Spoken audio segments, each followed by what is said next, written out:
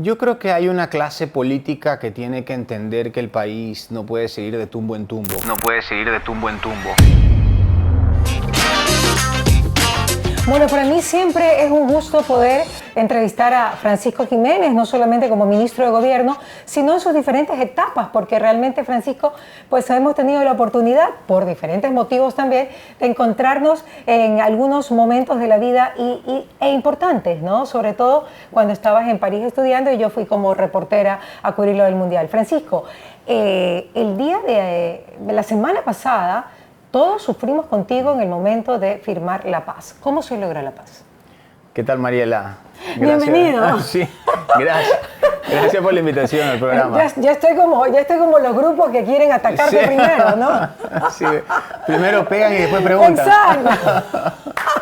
Ay, Dios mío, seré guerrillera. Sí, fue un momento importante la semana pasada. Fue un momento importante. La verdad es que pasamos días duros. Días de mucha tensión, pero nunca, yo creo que nunca nos confundimos, ¿no? Siempre tuvimos las ideas claras de cómo tenía que ser manejado el conflicto y el presidente siempre muy claro, con mucho liderazgo y fue un buen momento la semana pasada. ¿Por qué fuiste tú y no el presidente? Porque para eso estamos los ministros. Ajá. Ministro de la Política. El ministro de la Política, el ministro de Gobierno está obligado a dar la cara, tiene que dar la cara, si no el presidente me pone ahí para algo. Entonces era mi obligación estar al frente del conflicto y buscar la manera de solucionarlo. ¿Te dio miedo? Sí, claro que me dio miedo, pero yo creo que todos tenemos miedo en algún momento. Lo importante es ver cómo te manejas. ¿Por qué se fueron la primera noche? Nos fuimos. Ajá, la primera noche de negociación, el primer día de negociación se retiraron. Lo que pasa es que ya como que se había agotado la escena de las conversaciones y todo el mundo estaba cansado. Ellos también ya habían tenido 15, 16 días ya en manifestaciones. Entonces allí alguien propuso que retomemos las conversaciones al día siguiente. De hecho, algunos dijeron que no, que terminemos ahí esa misma noche. ¿De qué lado? De ambos lados. ¿Ya? Hubo opiniones ahí encontradas de que era mejor terminar las conversaciones y negociaciones ese día. Finalmente no se pudo. Lo suspendimos para el día siguiente. Ajá. Y bueno, falleció un militar en la noche y el presidente dijo de esa manera inaceptable continuar. Por supuesto. Él fue muy enfático. Categórico, en eso. ¿no? Sí, fue muy categórico. Él en esas cosas no concilia. A veces la gente puede tener una opinión un poco extraña de los líderes o diferente de los líderes, pero él es una persona que siempre es cortés, pero tiene las ideas muy claras. ¿Es cierto lo de la queja del UNICEF? ¿Cuál? A la queja esta de por qué se pusieron niños y mujeres al frente de las marchas. Bueno, ¿Y que se va a hacer una queja en la UNICEF? ¿Eso es una realidad? Sí, es una realidad. Para nosotros fue un momento difícil también, porque a veces pues uno tenía que tomar decisiones y habían niños al frente, mujeres al frente, y nosotros estábamos obligados a esperar porque no podíamos permitir que las cosas se salgan del camino o se salgan de lo correcto en un momento determinado, ¿no? Hay un momento en que tú te agachas y das la paz. Ese momento es así como cuando se firma pues, en Tigüinza, en Paquilla. Así me han dicho, que si vengo del CENEPA o algo así, me han preguntado. Claro, y tú muy con chompa, o sea, un look muy campechano, nada de formalismo, o sea, muy de territorio, ¿no? Sí. A mí siempre me ha gustado el territorio. Yo no me siento incómodo en el territorio. Desde pequeño he estado acostumbrado, cuando acompañaba a mi papá a sus caminatas y a sus recorridos, he estado acostumbrado a convivir con la gente en los diferentes espacios. La verdad es que ni me arrugo, ni me esponjo, ni en un espacio, ni en otro. Tu papá también fue político. Mi papá fue político, claro. Fue muy amigo de Rodrigo Borja. Muy amigo. Él era, de hecho, muy amigo de Jaime Roldós y también fue muy amigo de Rodrigo Borja. Y yo los vi en mi casa, vivíamos en Urdesa y yo los veía pasar estos señores con estos trajes así todos bien engalanados. Ya, claro. No entendía muy bien lo que pasaba, tenía 10 años, 11 años, pero digamos que era un mundo que intuitivamente pues lo veía ahí, delante de mí. Y yo a mi papá lo acompañé en un montón de cosas cuando él tenía sus actividades empresariales o como abogado, que se iba a algún lado, se iba al otro. Me llevaba a la oficina, me quedaba yo ahí en el segundo piso tirándole avioncitos a la gente mientras cruzaban ahí por la calle. Tú te preparaste toda la vida para esto, pero obviamente llegaste mucho más alto que tu papá. ¿Tú crees que él estuviera disfrutando de todo lo que estás viviendo ahora? Bueno, mi papá decía, era un poco radical él en sus concepciones. Y él decía que la principal razón de ser de los hijos era superar a los padres. Obvio. Él siempre me repetía eso, entonces yo creo que donde quiera que esté, seguramente sí está contento. ¿Lo extrañaste? ¿Quisieras haber conversado con él en esos días tan difíciles? Claro. Yo siempre tuve una relación muy cercana con él. Yo también, era mi vecino. Claro, él vivía aquí al lado. Vivían aquí al lado de mis papás. Eduardo, obvio. Pero él siempre me decía, el problema entre tú y yo es que tú tienes sangre de gato y yo tengo sangre de perro. Eso como, tú sabes que claro. Claro, él me decía eso porque él decía que se alteraba.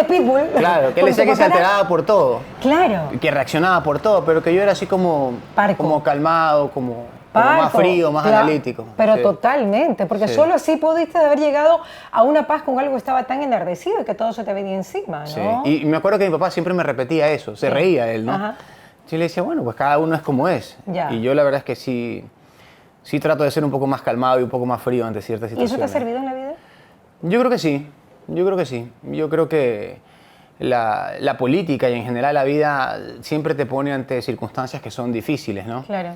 Y tienes que ver la manera de reaccionar. Tienes que tomarlo con tranquilidad. Al fin y al cabo, yo siempre he pensado que cada quien tiene su historia. Las personas no nacen siendo malas. Sus comportamientos son una consecuencia en cierta forma de sus experiencias y bueno, después hacen una apuesta consciente o por la maldad o por la bondad o por la rectitud o por torcerse y ahí tienen que ser sancionados, pero atrás de eso siempre hay una historia. Entonces yo creo que sobre todo en un escenario político uno tiene que tratar de ponerse genuinamente en los zapatos del otro y tratar de entender por qué piensas como piensas y por qué actúas como actúas. Y por eso llegaron a la paz. Yo creo que sí, yo creo que en porque cierta forma... te pusiste en los zapatos de ellos. Sí, o sea, en y cierta van a haber forma... mesas de conversaciones por muchos meses, ¿no? Sí. Al menos 3, porque son 90 días. Tenemos algún trabajito que hacer ahí. Ya hemos organizado algunas cosas y hemos avanzado con algunas mesas. Y ahí vamos avanzando. ¿Y cuál tú crees que sea el mayor peligro que tiene el gobierno ahora? Tal vez la asamblea, tal vez supuestamente hay 5 grupos de guerrillas urbanas en el país, se dice. Bueno, tú ya no estás en el área de seguridad porque se dividió el gobierno. Correcto. El ministerio, pero pues, y también puede ser las malas designaciones de funcionarios. ¿Qué tú crees? ¿Cuál es el mayor peligro que tú le ves a estos 3 años que nos quedan? Que realmente, le digo de corazón, yo quiero que sean súper exitosos. Yo creo que hay una clase política que tiene que entender que el país no puede seguir de tumbo en tumbo. Yo creo que eso parcialmente se vio con la intentona de destitución del presidente. ¿Ese es el mayor peligro? Yo creo que... La clase política. Sí, yo creo que la clase política... Los externos. Sí, la clase política tiene una responsabilidad muy grande en lo que debe pasar en el país. Pero no son todos, no hay que meter a todo el mundo en el mismo saco, porque aún con organizaciones políticas con las que nosotros hemos tenido nuestras diferencias, como pudo haber sido el Partido Social Cristiano, la Izquierda Democrática, ellos dijeron, no, mantenemos nuestras diferencias, pero el presidente tiene que terminar su mandato. Y eso nosotros tenemos que reconocerlo, porque actuar, y de hecho actuar tú lo correctamente. Sí, yo lo agradecí. Yo lo agradecí porque es mi obligación. Lo agradeció, claro. Es mi obligación hacerlo, ¿no? Y lo que yo siempre he dicho es que la política siempre te da la oportunidad de actuar mal. Siempre te da la oportunidad de dejarte llevar o por tus pasiones, o por tus envidias, o por el dinero, o por la corrupción, o por esos bajos intereses que cualquiera puede tener. Pero me parece que las personas que logran trascender son los que, a pesar de esas tentaciones, por llamarlo así, logran establecer con claridad cuándo tienen que actuar bien y cuál es la responsabilidad que tienen ante el país, ¿no? Mira que aquí tengo preguntas del público interesantes de cómo llegó a tener tanta cercanía con el presidente Guillermo Lasso. Pregunta @Alfonso_78 Lozano. Cercanía, bueno, yo creo que es una relación que se ha construido en varios años. Yo lo conocí a él en el 2014 por la vía de mi amigo César Monge, que en paz descanse. Nuestro amigo. Sí, tuvimos una buena relación. A veces nos peleamos también, ¿no? Un par de veces sí. César era como tu papá, pues. Claro, o sea, César era sangre caliente. ¿Cómo? Gallo de pelea, sí, claro. Un par de veces sí nos peleamos fuerte, pero... Me imagino. Pero yo lo consideraba mi amigo y creo que él hizo un extraordinario trabajo por el movimiento y por el partido. y es una de las personas, probablemente la persona que más incidió en que el presidente Lasso pues hoy sea presidente. Óyeme, y fue el primer ministro de gobierno, la gente tal vez se olvida. Así es, y fue el primer ministro de gobierno.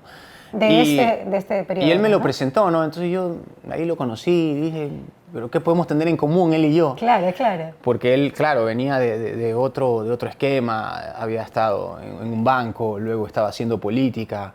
Yo digamos que tuve otra experiencia más territorial, por decirlo así, acompañando a mi papá, pero la verdad es que me encontré con una persona muy clara en sus ideas, muy firme, muy demócrata. Y yo podría decir que desde el momento en que tuve la oportunidad de conversar con él, tuvimos una muy buena relación que se ha mantenido hasta el día de hoy, de mucho respeto. Admiración y cariño. Sí, admiración y cariño, así es.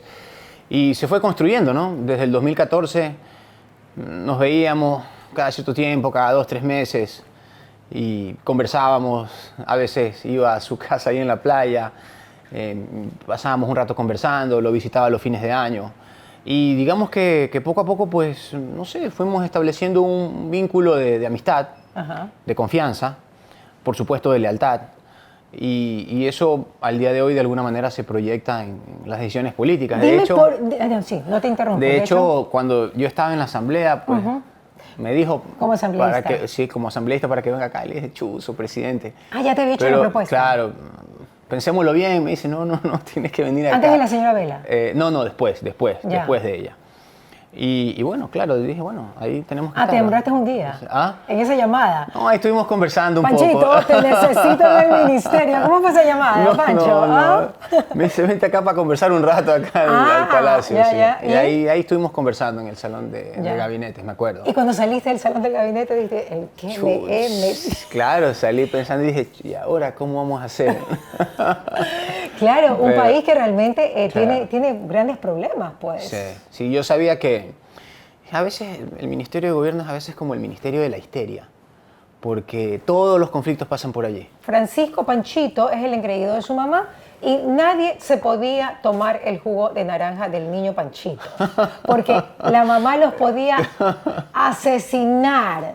Siempre fue el engreído y obviamente Boloncito de Tere, le hago la mención a la Tere porque la queremos, porque es una mujer emprendedora y como alguna vez me dijo a mí el presidente Lasso, necesitamos muchas personas como mujeres como tú, me dijo, mujeres como Tere, mujeres como diferentes personas que saquen adelante una empresa, la familia, y eso es cierto, y ¿sabes qué? Y tú apoyaste mucho, cuando eras asambleísta, las diferentes leyes que quería y que quiere implementar el presidente Lasso, que son para reactivación del país real, sí, y con fundamentos claros, tiene que ver con todo lo que es salir adelante. Gracias, vida. Gracias. Por favor, ¿y con qué me lo como? Ahí está, un tenedorcito, regrese, no importa que se pase por las cámaras. Cuéntame eso. ¿Qué parte? ¿Cuál? ¿Lo de las leyes en la asamblea? Mucho pregunta, y lo de la Tere, lo del bolón, lo del no sé, me hablaste del bolón, me hablaste del presidente, qué capacidad, ¿no? No te voy a preguntar si eres virgen, eso no te lo voy a preguntar. No, pues tengo ya 2 hijos. Ni cuándo. Y ahí me quedo. Pero mandarina sí eres. Sí, yo soy tranquilo. Ya, sí. Yo soy tranquilo, sí. Y mi esposa es tranquila también.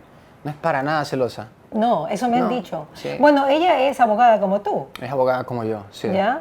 Sí, de hecho, cuando yo estudiaba allá, ella también fue y estudiaba allá. Y nada, pues empezamos a salir juntos ahí. Pero a mí me contaron que estuvieron bastante tiempo juntos de compañeros de la universidad. Sí. Pero fue cuando ella se fue a Lyon que tú decidiste decirle, no te vayas. ¿Eso es cierto? No. No, a ver, cuéntame. Bueno, sí se fue a Lyon, eso es verdad. Pero se fue en el 5º año. Entonces se fue a estudiar francés. Y de hecho a mí me pareció una muy buena idea. Y yo al siguiente año que me gradué en la universidad, decidí a irme a estudiar a París. También tenía buenos amigos, de hecho, que los había conocido en un intercambio. Entonces me quedé allá estudiando, después de graduarme de abogado, me quedé allá estudiando, bueno, nos vimos allá. Claro, es que yo fui periodista, claro, me llevó a comer crepes en la calle, qué lindo. ¿Te acuerdas que recorrimos las calles del viejo París? Recorrimos las calles con Rodolfo Piñeiro también. Con Rodolfo Piñeiro y con... Gran tipo. Gran tipo, que ya no está con nosotros tampoco. Sí, gran tipo, muy querido. Sí. Buen amigo de mi papá también, Rodolfo. ¿También? Sí, buen amigo de mi papá.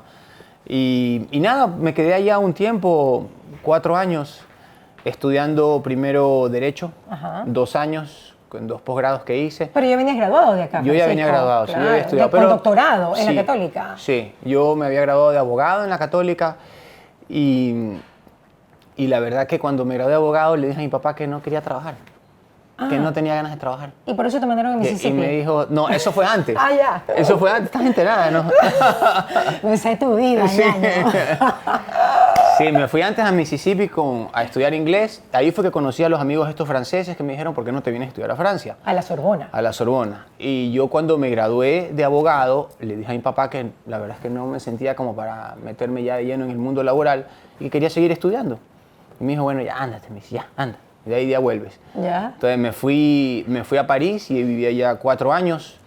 Y ahí estudié Derecho y después estudié Ciencias Políticas. ¿Y economía también has estudiado? Economía, de hecho, estudié después de que fui gobernador, porque yo cuando tuve mi experiencia como gobernador, que fue del 2008 al 2009, me di cuenta que no sabía de economía y me molestaba. Claro. Que había algunos temas ahí económicos que necesitaba entenderlos mejor y me molestaba. Y apliqué a una beca en el Banco Mundial y me la dieron y ya con familia y todo me fui 1 año a estudiar a Londres. Claro. Economía. Bueno, pero tuviste también la oportunidad, o sea, estás preparado completo porque tenías la visión de ser político toda la vida. Sobre todo curioso, ¿no? Yo siempre he dicho que soy una persona curiosa, siempre me ha gustado entender bien por qué pasan las cosas. Dicen que la curiosidad mató al gato, pero que al menos murió sabiendo. Pero, ¿por qué pasan las cosas? ¿Por qué tú crees que esté pasando este momento el país? ¿A quién hay algún culpable? ¿O alguna situación? Yo creo que los correístas tienen buena parte de culpa de lo que sucede en el país, porque ellos desaprovecharon una gran oportunidad de servir y me parece que hicieron muchas cosas mal y que hoy por hoy no se acostumbran a no estar en el poder. Y han tenido ahí sus métodos y sus cosas que solo ellos saben cómo las llevan a cabo, pero creo que el país en esos 15 años profundizó algunas grietas y nosotros pues ahora tenemos la oportunidad también de servir y tenemos que buscar la manera de hacerlo bien. No se trata aquí de echarle la culpa a nadie, pero se trata de entender lo que sucede en el Ecuador y no solamente se trata de los 15 años, no se trata de los últimos 15 años, se trata de cosas que no se han hecho y que se han hecho mal en los últimos 40, 50 años. Y hoy por hoy yo creo que el presidente Lasso tiene la posibilidad de... La tiene, sí, la tiene. tiene Ahora, la posibilidad hay de hacer gente las que te cosas bien. acusa de correísta, Panchito. Sí. Hay un periodista que te da durísimo. Sí. Digo, ya... Me tiene entre ceja y ceja, ¿no? ¿Ya lo bloqueaste? No, ¿para qué? No importa. Sí, ¿no? Te da Sí, durísimo. sí, ¿Por qué sí. puede pensar? Mira, que aquí hay otra pregunta que dice de @AgustinFranco_56, no sé si es un troll o verdadero. Si viera a Rafael Correa, ¿lo saludarías? Sí, no, a estas alturas creo que no. Creo que le ha hecho muchas cosas equivocadamente, cosas indebidas. Y pienso que él ha cometido muchos errores. A mí me molestó mucho lo que intentó hacer UNES en el último intento de derrocamiento del presidente, que era una especie de golpe institucional. Y eso es dirigido, o sea, eso es dirigido. Intentaron aprovechar circunstancias, inclusive se alteraron ahí unas curules. Eso no está bien y eso no se hace. Claro, todavía está eso en investigación, lo de Eso, los votos, claro. ¿no? Los 4 votos. Sí, eso todavía Claro. está en investigación. Claro. Pero la política es lo que es y las personas son lo que son. Y yo siempre he pensado que a uno no lo definen sus críticos, a uno lo definen sus acciones. Sus acciones, Y totalmente. sus acciones son el comienzo y el fin de todo lo que sucede alrededor. Tú has tenido mucha vida política, mucha vida. Estuviste en el Tribunal Electoral, yo no sabía. Claro, es que cuando yo regresé acá... Candidato a alcalde, también creo. Lo que pasa es que cuando yo regresé acá, después de estudiar en Francia, de trabajar en Bruselas, a mí la primera persona que me dio trabajo fue Pablo Baquerizo Nasur, que estaba de presidente de la Cámara de la Construcción. Claro. De hecho, es medio familia mía, Claro. somos familia. Y fue me acuerdo que ganaba yo $300. Ya. Todavía no podía alquilar un departamento, vivía con mis papás. Y ya casado, Ya ¿no? estaba casado, Wow. estaba casado. Acababa de nacer mi primer hijo, Francisco. Francisco Javier, que por cierto ahorita está haciendo su maestría allá en España. Ay, qué lindo. Pero en todo caso, el punto aquí es que yo regresé a Ecuador, no tenía nada prácticamente, tenía que empezar de cero y Pablo Baquerizo Nasur fue el primero que me dio trabajo. ¿Tu papá no te dio trabajo? Mi papá tenía el estudio, pero él tenía sus cosas y Claro. yo recién llegaba, no iba a ser una carga más. Ya. Igual la terminé siendo por un corto periodo que viví con él. Ya. Pero yo quería tener mi propia independencia, pues yo quería primero hacerme a mí mismo. Ya. Y me dio trabajo Pablo Vaquerizo Nasur, y en esa época él era presidente de la Cámara de la Construcción y Enrique Pita vicepresidente. Ya. Entonces a Enrique lo designan presidente del Tribunal Electoral del Guayas en esa época, y él me dice para que vaya a trabajar con él como secretario. Ese fue mi primer cargo público. Claro, así. Sí. Me acuerdo que, esta es una anécdota, ¿no? Yo tenía un ratón que se me metía en el escritorio, una rata que se me metía en el escritorio. Dios mío. Y yo abrí ese cajón y veía unos huesitos y unos pedacitos de zanahoria y decía, ¿qué es esta vaina? Y me dice, secretario, eso es una rata que tiene ahí. Decía yo, ¿cómo la agarramos? Le digo, ¿cómo la agarramos? Me dice, bueno, hay que montar todo un operativo. Y me ayudaron los de Pachacutic ahí. No, ¿por sí, qué? ¿Por sí, qué? porque parece que tenían ahí una técnica para agarrar. ¿Ya? Para agarrar esas ratas, y le montamos ahí, le puse unas presitas y cosas. O sea, tu relación con Pachacutic ha sido bastante larga. Sí, no, yo me acuerdo de eso con cariño, porque he dicho, gracias, hermano. ¿Ya? Porque me ¿Y se acordaron ahorita en el momento de la No paz? lo sabe, esa es otra generación. Claro, obvio, pero obvio. me ayudaron y la agarramos ahí. Y bueno, ya se la sacó, pero fue una chévere experiencia el tribunal. Fue mi primer cargo público. Claro. Oye, pero tú tenías asma, ¿no?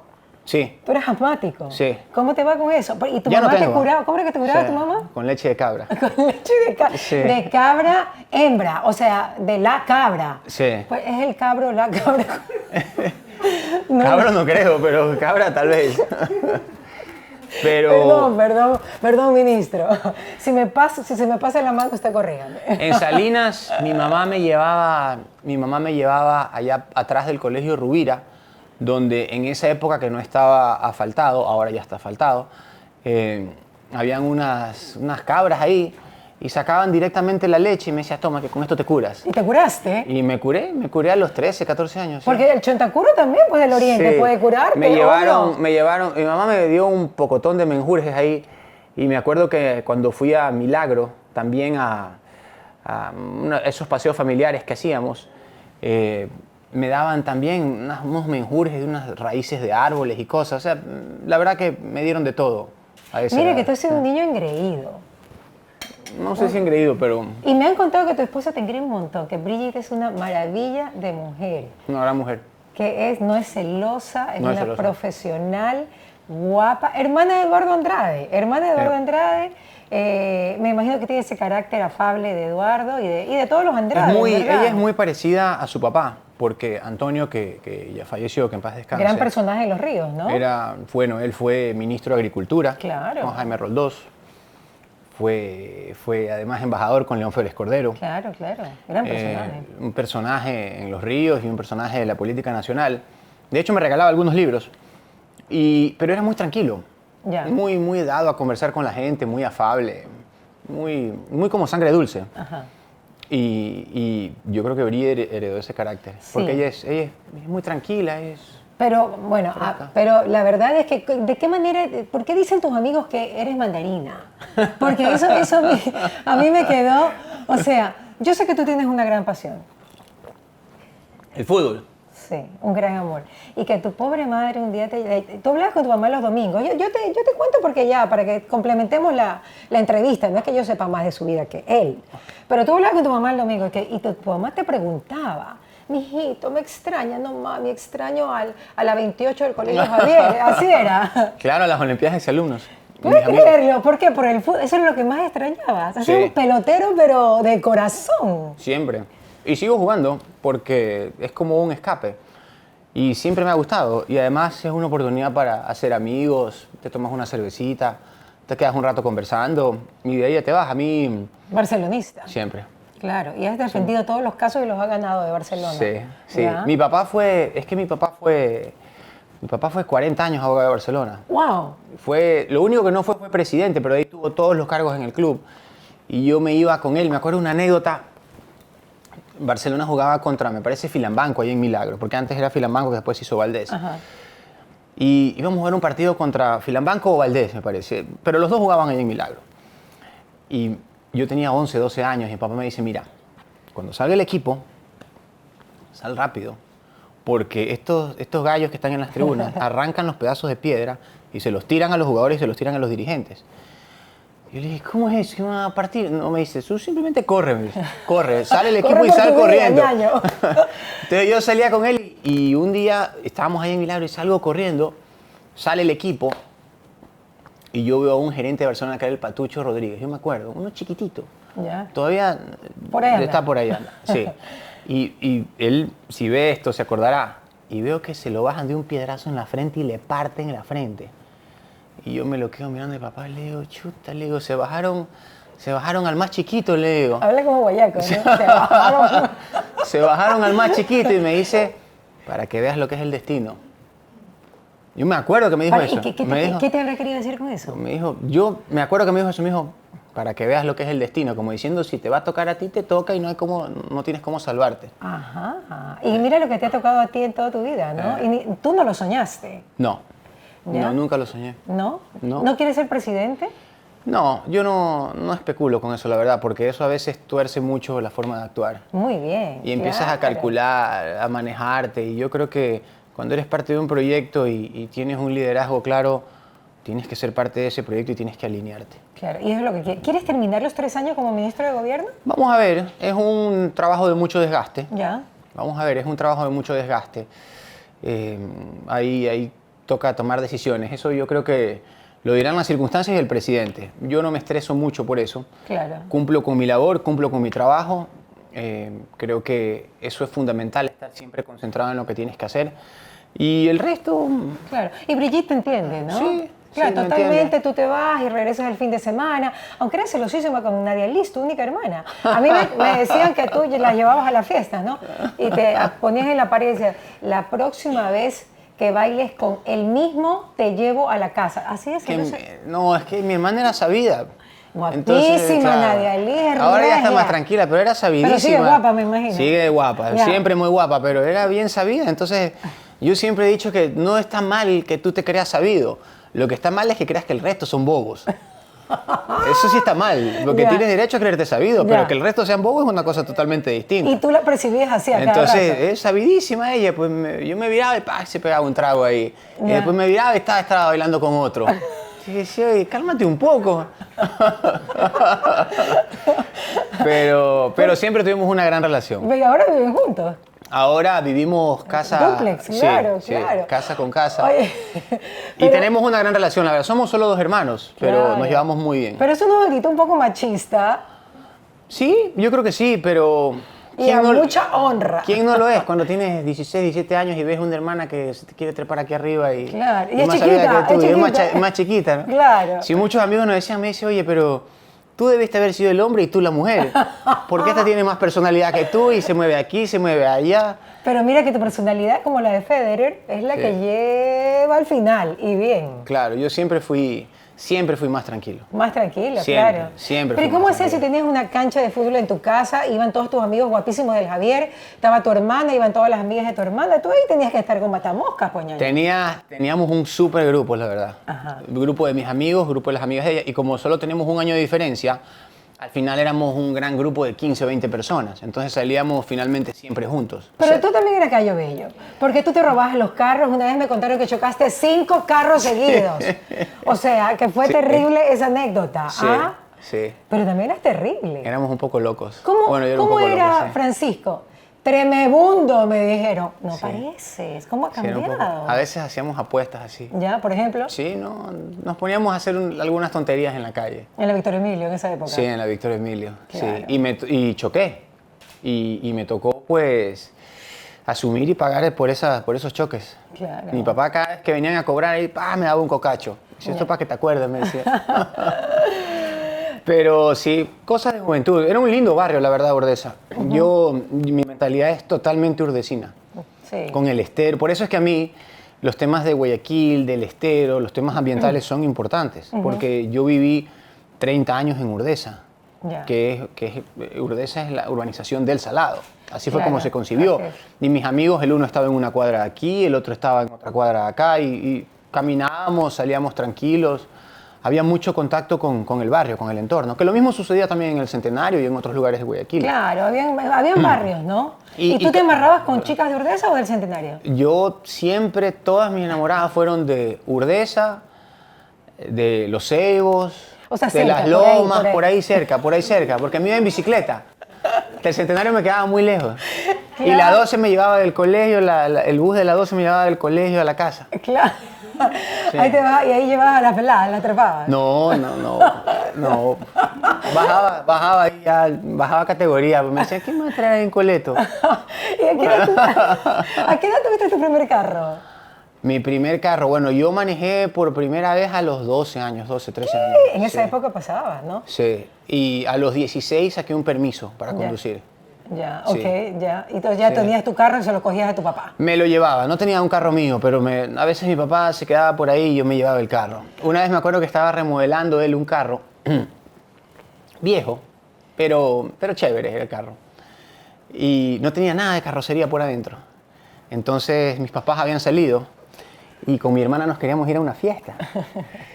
Y le dice, ese carro ahí era un BM pero viejo, Ya. viejo, estaba todo desmantelado Ajá. por adentro.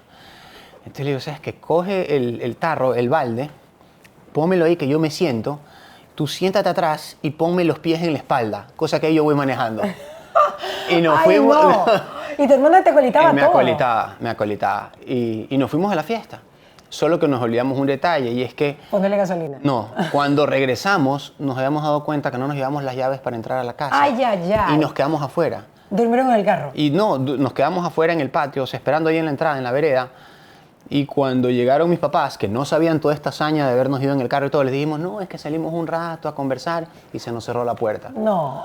Nunca lo supieron, hasta después. ¿Qué le dirías a toda esa gente que dice que en un momento trabajaste con Correa y que por eso creen que sigues siendo correísta? ¿Qué le dirías a esa gente? Yo siempre he sido un hombre de servicio y en mi caso yo salí de mi encargo como gobernador en agosto del 2009 y nunca más desempeñé ningún cargo, nunca más lo volví a ver, nunca más tuve ningún tipo de interacción. Simplemente hasta ahí llegó y ahí ¿No quedó. te llama? No, de ninguna manera. Y yo sé que la gente construye letreros, ¿no? Porque Estigmas, sí, ¿no? la gente le encanta poner los letreros y los estigmas a la gente, pero para mí eso termina siendo irrelevante porque al final del día, como decíamos hace un rato, uno se define por lo que uno hace. Y yo siempre he sido coherente con lo que he pensado. A mí me parece que este país necesita cambios profundos. Yo creo que nosotros estamos en una buena vía para lograrlo. Creo que el presidente tiene mucha claridad y mucha firmeza sobre los pasos que tiene que dar.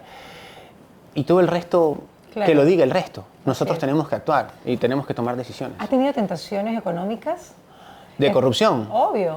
Claro, Miles, bastantes. ya. Claro, ¿Y cómo se le bastante. dice que no a esa gente? A algunos se los he dicho con palabras que no puedo repetir aquí. Ah, los insultas. Sí, algunos, sí. ¿Ah, Me sí? ha tocado, sí, insultarlos. A otros les he Pero dicho... hasta te pones rojo, Sí, ¿te acuerdas? sí, porque me calienta un poco. Sí. Exacto. Sí, me ¿Ah? calienta un poco. Sí, me molesta un poco. Con otros he preferido manejar las cosas así nomás. O los bloqueas. O a otros Sí, los es he por bloqueado, WhatsApp, a otros claro. los he bloqueado. Hay diferentes cosas, ¿no? Este es un país que todavía tiene problemas muy serios de corrupción, pero yo creo que a la gente con la que he podido interactuar le ha quedado muy clara algunas cosas. Ya. Yo creo que uno nunca debe hablar de lo que uno es, porque la lengua castiga y la boca castiga. Pero yo he desempeñado 5 o 6 cargos públicos. Ajá. Jamás he tenido ese tipo de problemas y no los pienso tener. Dicen que cada hombre tiene su ángulo, su precio, pero yo me mantengo ¿Y bastante cuál es tu distante. precio? Yo tengo mis preocupaciones, que siempre han sido mi familia, Ajá. pero a mí por sobre todo me interesa un país en el que podamos vivir y yo creo que eso no se hace haciendo pillerías. ¿Cuánto Eso- crees que han ayudado las oraciones de tu mami para que... Mucho, mucho. Mi mamá es muy religiosa. Sí. Sí, mi mamá es muy religiosa y siempre ha estado ahí, presente, pendiente. Pobre, ha sufrido también, ¿no? Claro. Ahora en estos 18 días sufrió un montón. ¿Sufriste por el divorcio de tus papás? Sí, claro.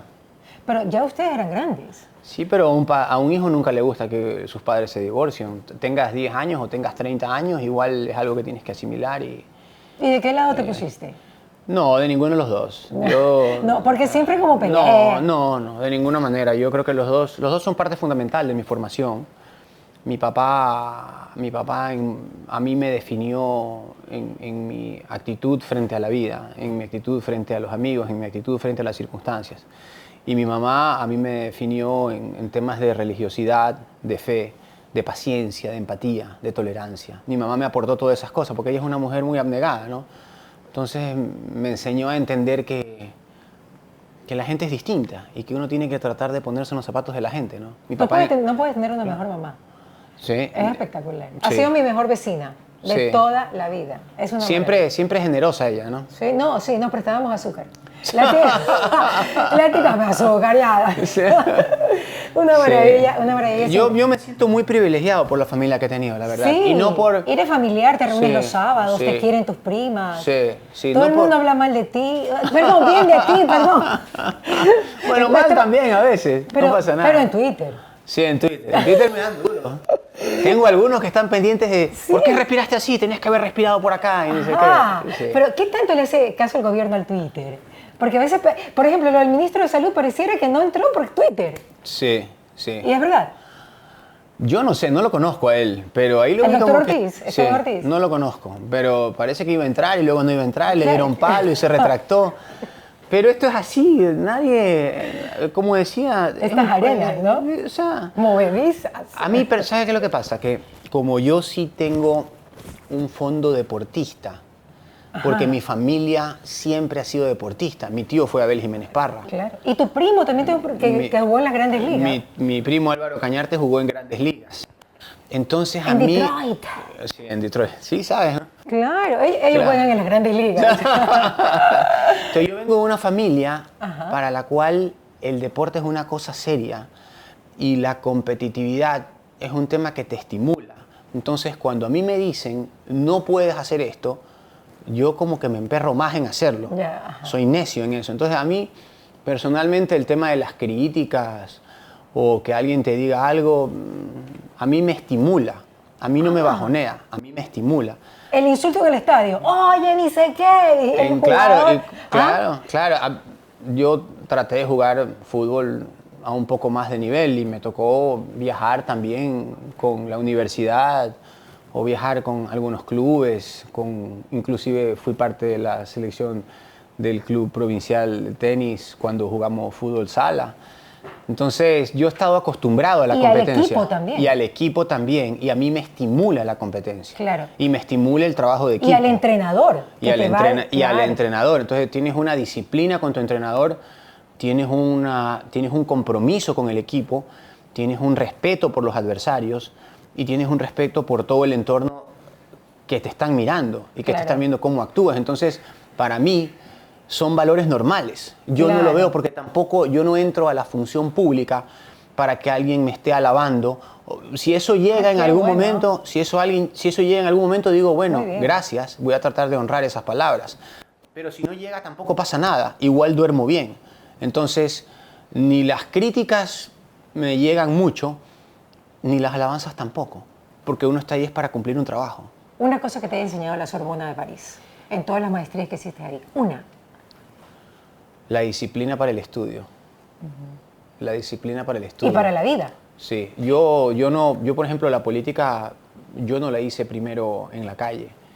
Yo la leí en los libros, o sea, fue como un poquito al revés. Y eres muy pocos, o sea, yo veo a Francisco y me digo, es uno de los pocos que empezó estudiando política, que tiene realmente masterados en ello, o sea, muy complementario, muy formarse para ello, porque la mayoría se forma en las calles. Claro, lo que pasa es que, digamos que como en Francia como que me aislé, ¿no?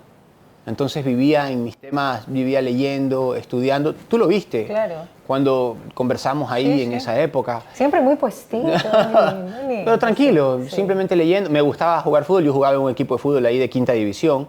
Entonces yo me dedicaba a estudiar y entrenaba 2 veces por semana y competía el fin de semana. Esa como vida de claustro que te obliga a estudiar, a concentrarte en lo tuyo y luego también el claustro porque te tienes que disciplinar en el deporte, era lo que a mí me definía, ¿no? No estaba tanto en la mirada hacia afuera, sino más que nada metido en mis cosas. Claro. Pero no eres tanto de calle, no eres un hombre de calle, porque eso le critican mucho al gobierno, que tiene muchos niños así súper proper, pero no son de calle, así como sabidos. Pero tú sí has tenido tu historia, ñaño. O sea, la gente también a veces te subestima, ¿no? La gente te subestima, a veces a nosotros nos subestiman, al presidente, lo O subestiman. la forma de actuar es Sí. lo que están acostumbrados, pero no significa que van a Pero no es conseguirlo. lo mismo. Exactamente. El presidente dice una cosa que es muy interesante y es que nos critican porque no tenemos operadores políticos. ¿Y para qué operadores políticos? ¿Qué? ¿Para andar con un maletincillo ¿Qué ahí? son A operadores ver? políticos, perdón? Sí, el ¿Qué operador son? político es el que va y te dice, a ver, ñaño, ¿qué quieres tú? Yo te doy lo de acá y qué te lobbying, parece. el que hace lobbying. Exacto. Entonces nosotros, Ah. esa no es nuestra onda, ¿no? Esa Ya. no es nuestra onda. Nuestra Es onda es que no hay corrupción, pues Así es. se evita la corrupción, se evita que haya Así es. esta relación.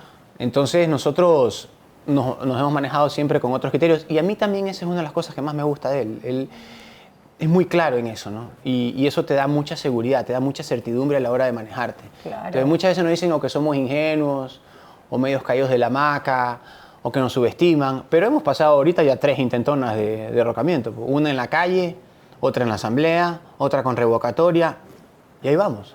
El respaldo de Dios, Claro, Francisco. yo creo que es también. el respaldo de sí, El la ayuda respaldo de Dios de también. gente de Dios. Las oraciones también. de mi mamá. Oh, con esto me quedo. Me encantó. Yo quería finalizar con esto, pero finalizo con algo que yo sé que le va a gustar más. Por ejemplo, yo voy a decir algo así como una canción de Emelec y tú dices una de Barcelona. Ok, ¿cómo es la de Emelec, por favor? ¿Cómo fue la de Emelec que ya me olvidé? Emelec, Emelec, o esa es Barcelona. Ese grito ese que se ese escucha en el Emelec, sí. estadio. Es bonita esa canción. ¿Cómo? Sí, claro. Emelec, ese equipo de mi corazón. Y tú dices, es el grito, sí. ¿Y tú? Amarillo como el sol fue siempre tu color y tu nombre es el grito más torero. Del astillero. astillero. Francisco Jiménez, ministro de Gobierno, estuvo acá con nosotros en Mariela TV y en Revista Mariela. Gracias, Francisco, un gustazo tenerte y otra vez poder estar en contacto contigo. Claro que sí. Un Aquí hombre- siempre estaremos. Qué lindo. Un hombre formal, un hombre fiel, un hombre de Dios. Creo que es importante que nosotros tengamos esos valores acá en nuestro país. Un abrazo. Regresamos luego con más, obviamente, entrevistas para ustedes.